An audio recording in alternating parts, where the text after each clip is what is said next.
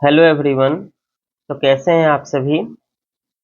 आज है दशहरा, तो आप सबको हैप्पी दशहरा। तो आइए डीएनडी न्यूज में आपका स्वागत है। आज का करंट अफेयर्स देख लेते हैं। 2024 का नोबेल शांति पुरस्कार जापानी एनजीओ निहोन हिडंक्यो को परमाणु हथियारों से मुक्त दुनिया की दिशा में प्रयासों के लिए दिया गया। तो नोबेल शांति पुरस्कार 2024 एनजीओ को यह पुरस्कार परमाणु हथियारों से मुक्त विश्व बनाने के प्रयास और गवाहों के माध्यम से यह प्रदर्शित करने के लिए दिया गया है कि परमाणु हथियारों का फिर से कभी उपयोग नहीं किया जाना चाहिए, ऐसा नॉर्वेजियन नोबेल समिति ने कहा है। अब देखते हैं कि नोहन हिंडाक्यो है क्या।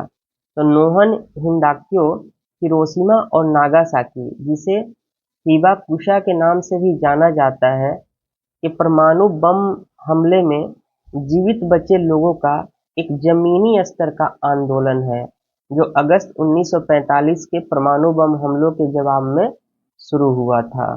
नेक्स्ट जो न्यूज है, दुनिया भर में आज विश्व मानसिक स्वास्थ्य दिवस मनाया जा रहा है। हर साल 10 अक्टूबर को विश्व मानसिक स्वास्थ्य दिवस मनाया जाता है, जो मानसिक स्वास्थ्य के मुद्दों के बारे में जागरूकता बढ़ाने और मानसिक स्वास्थ्य के लिए समर्थन जुटाने का एक वैश्विक प्रयास है।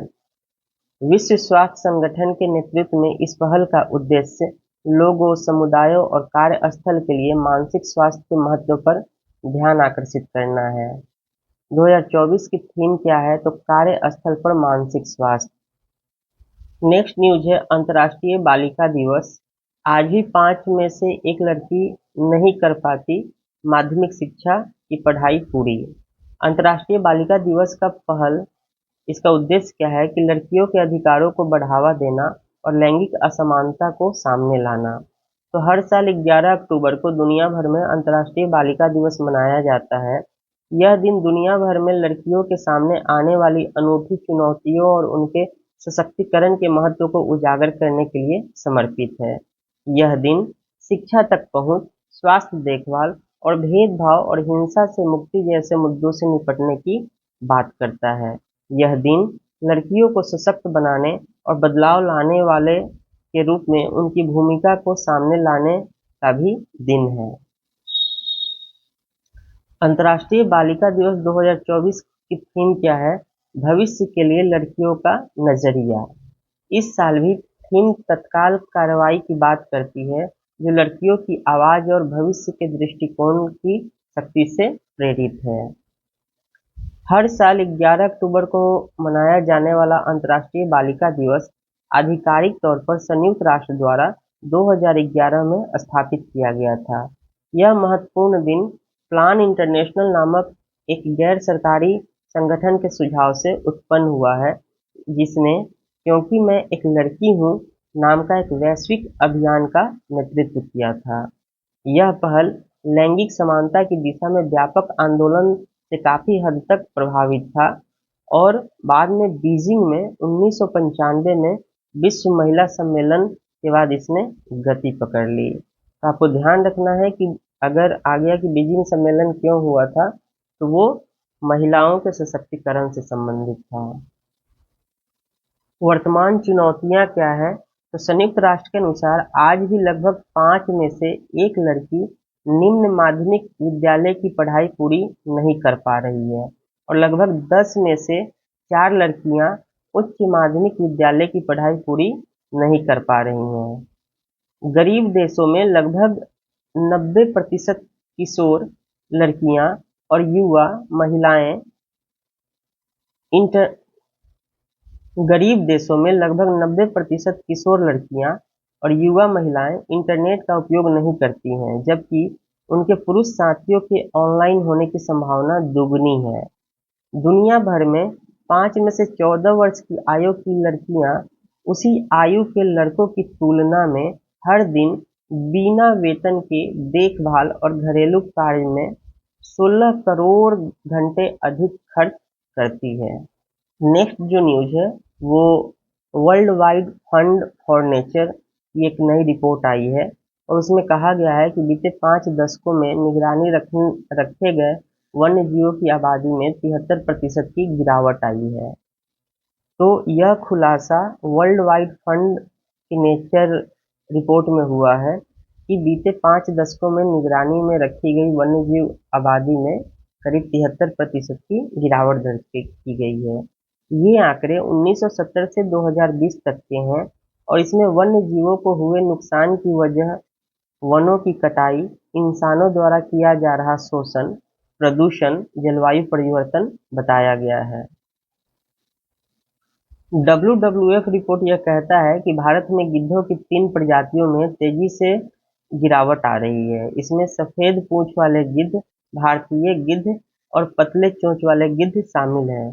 सफेद पूंछ वाले गिद्धों की आबादी में 63%, भारतीय गिद्धों में 48% तथा पतली चोंच वाले गिद्ध की संख्या में 89% की कमी आई है।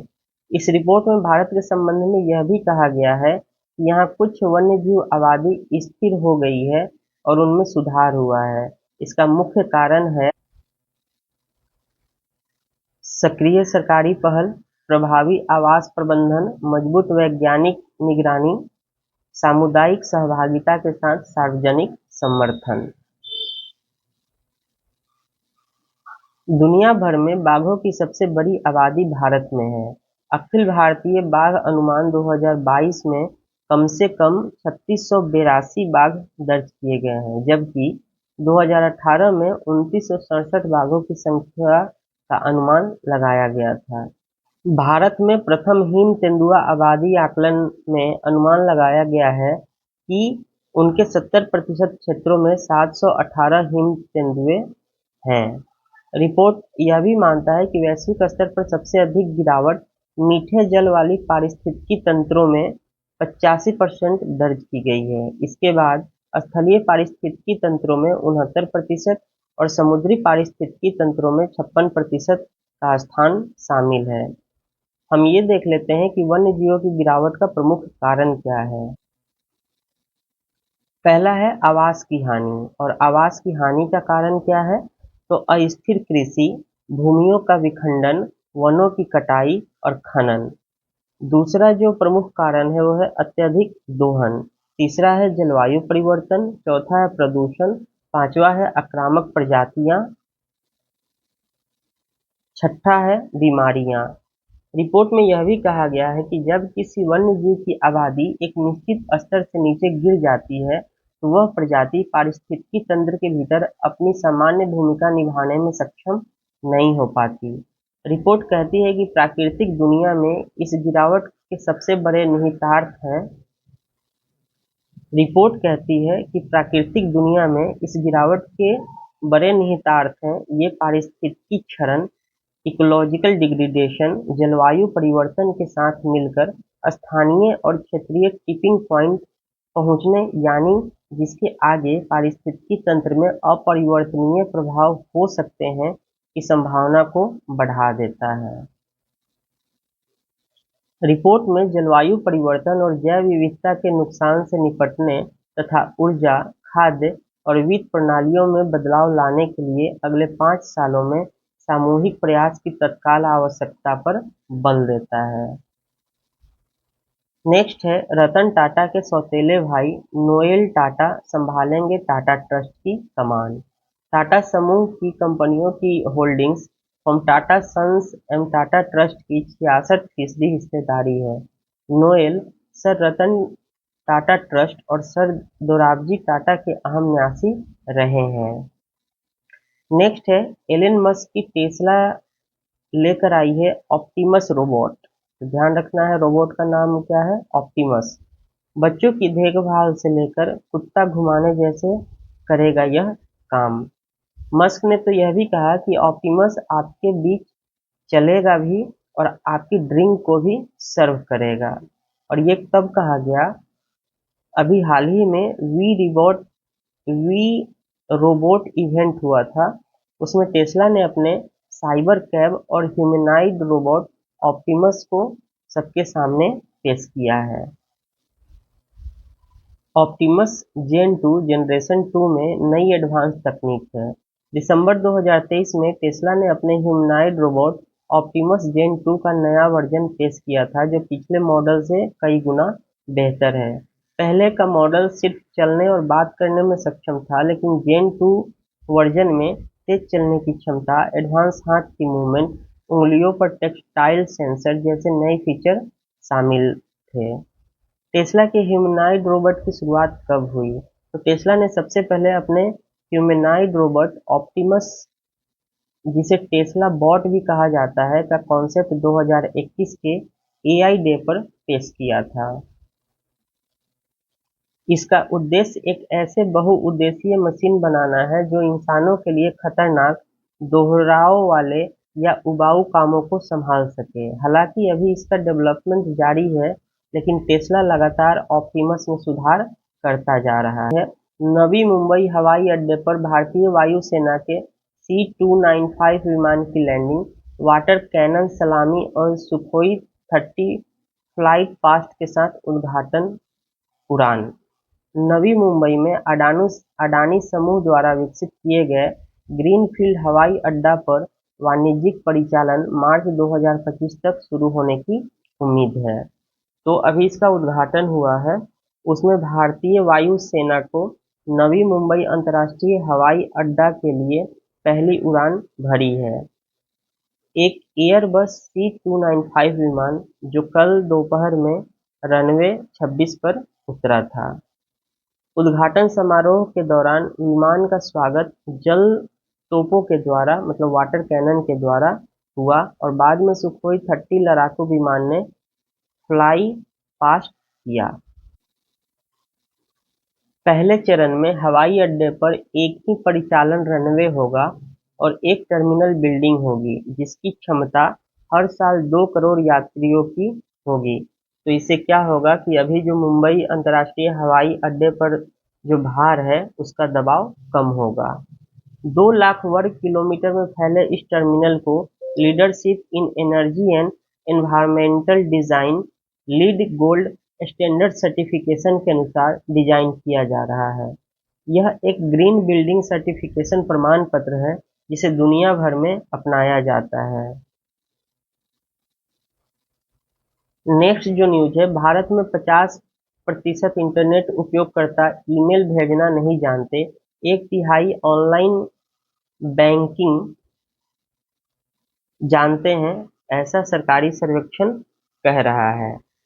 तो राष्ट्रीय नमूना सर्वेक्षण कार्यालय द्वारा किए गए CAM सर्वेक्षण से पता चलता है कि ग्रामीण शहरी क्षेत्रों में इंटरनेट का उपयोग करने की क्षमता में बड़ा अंतर है। केवल 53.6% उत्तरदाता ग्रामीण क्षेत्रों में और 74% शहरी क्षेत्रों में इसे संचालित करने में सक्षम है। राष्ट्रीय नमूना सर्वेक्षण कार्यालय द्वारा यह कार्य जुलाई 2022 से जून 2023 के बीच में की गई है। इस रिपोर्ट में यह भी कहा गया है कि 15 वर्ष से अधिक आयु के लगभग 86.5% उत्तरदाता मोबाइल फोन का उपयोग करने में सक्षम है। 99.7% आबादी 4G मोबाइल प्रौद्योगिकी का उच्च संस्करण का उपयोग करती है। इसमें आगे कहा गया है कि 59.8% आबादी इंटरनेट का उपयोग करने में ही मात्र सक्षम है। कुछ अन्य महत्वपूर्ण बात भी जान लीजिए। केवल 9.9% के पास डेस्कटॉप और लैपटॉप मौजूद था और 94.6% उत्तरदाताओं के पास व्यक्तिगत और संयुक्त रूप से बैंक खाते उपलब्ध हैं। अगर इस डेटा की माने तो केवल 43.4% उत्तरदाता ही ईमेल भेज सकते हैं या प्राप्त कर सकते हैं और कमोबेश ऐसी स्थिति 15 से 24 वर्ष की आयु के उत्तरदाताओं में पाई गई है। केवल 30% ही एक साथ इंटरनेट पर किसी जानकारी को खोज सकते हैं और यह जो है 15 वर्ष या उससे अधिक आयु के भारतीयों की स्थिति है। एक चीज और जो महत्वपूर्ण है, दैनिक समय में 2010 में हम 2 घंटे तक नेट का उपयोग करते थे, जो 2023 में बढ़कर 4.9 घंटे हो गए हैं। इंटरनेट का उपयोग करके की गई एक अन्य गतिविधियों में संचार में हम 76% लोग संचार के लिए उपयोग करते हैं, social media 70%, online gaming 53%, net commerce 52% और डिजिटल भुगतान 45% लोग शामिल थे इंटरनेट का उपयोग करने में। रिपोर्ट में कहा गया है कि जहां नेट, कॉमर्स, डिजिटल भुगतान और ऑनलाइन शिक्षा अधिक शहर केंद्रित गतिविधियां हैं, वहीं ओटीटी, संचार, सोशल मीडिया और ऑनलाइन गेमिंग जैसे कार्य अधिक लोकतांत्रिक है, मतलब शहरी और ग्रामीण दोनों क्षेत्रों में उपयोग किए जा रहे हैं। तो मिलते हैं नेक्स्ट क्लास में। आप चैनल पर नए हैं तो सब्सक्राइब कीजिए, लाइक कीजिए, शेयर कीजिए, बेल आइकन को दबाइए, नोटिफिकेशन पाइए। धन्यवाद।